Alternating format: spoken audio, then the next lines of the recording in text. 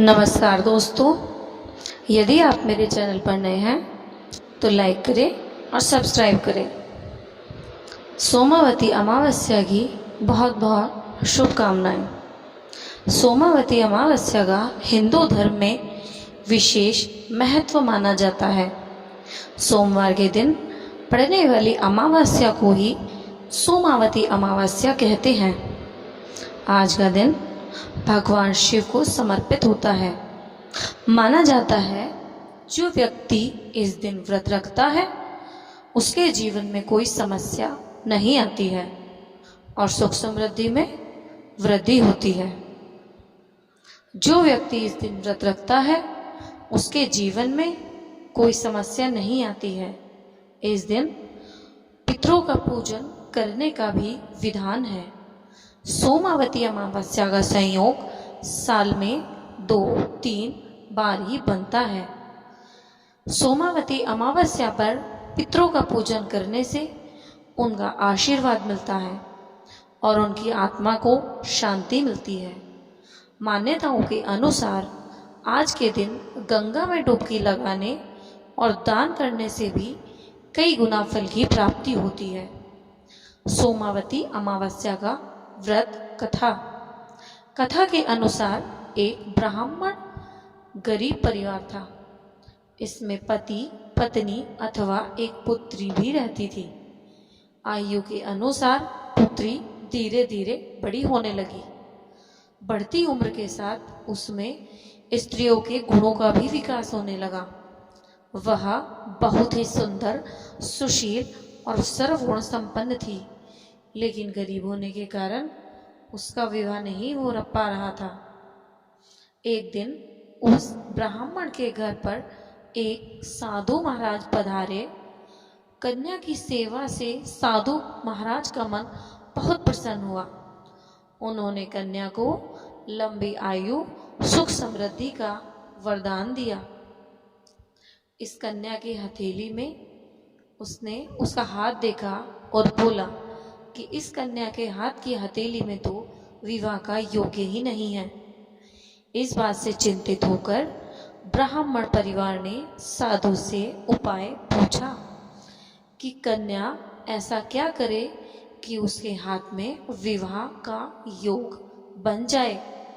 साधु ने कुछ देर विचार करने के बाद अपने ध्यान के आधार पर बताया कि कुछ दूरी पर एक गांव में सोना नाम की धोवन जाति की एक महिला अपने बेटे और बहू के साथ रहती है, जो बहुत ही संस्कारों से संपन्न तथा पति परायण और निष्ठावान है।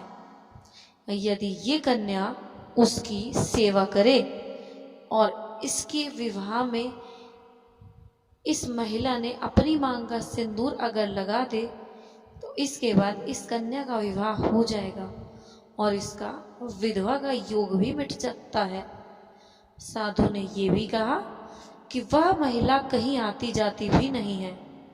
यह बात सुनकर ब्राह्मणी ने अपनी बेटी से धोबिन की सेवा करने की बात बोली। अगले दिन कन्या प्रातः काल उठकर ही सोना धोबिन के घर चली गई और वहां साफ सफाई और अन्य सारे कार्य करके अपने घर वापस आ गई। एक दिन सोना धोबिन अपनी बहू से पूछती है कि तुम तो सुबह उठकर ही सारे काम कर लेती हो और पता भी नहीं चलता। बहू ने कहा, माँ जी, मैंने तो सोचा आप ही सुबह उठकर सारे काम खुद ही खत्म कर लेती हैं। मैं तो देर से उठती हूँ। इस पर दोनों सास बहू निगरानी करने लगी कि कौन है जो सुबह ही घर का सारा काम करके चला जाता है। कई दिनों के बाद धोबिन ने देखा एक कन्या मुंह अपना ढक कर अंधेरे में आती है और सारा काम करने के बाद चली जाती है। जब वह जाने लगी तो सोना धोबिन उसके पैरों में गिर पड़ी और पूछने लगी कि आप कौन हैं और इस तरह छुप कर मेरे घर में क्यों आती हैं और सारा काम रोज रोज आप क्यों कर रही हैं। तब कन्या ने साधु द्वारा कही सारी बात बताई सोना धोबिन पति परायण थी, उसमें तेज था, वह बहुत पतिव्रता स्त्री थी। जब ब्राह्मण की बात सोना धोबिन को पता चली तो वह इस बात को करने के लिए तैयार हो गई।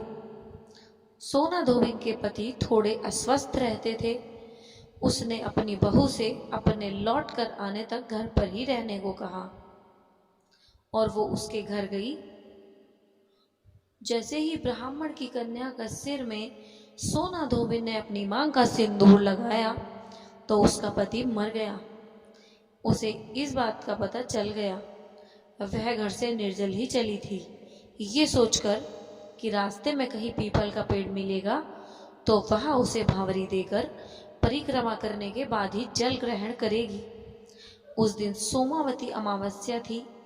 ब्राह्मण के घर मिले पुए पकवान की जगह उसने ईंट के टुकड़ों से 108 बार भावरी देकर पीपल के पेड़ की 108 बार परिक्रमा की और उसके बाद जल ग्रहण किया।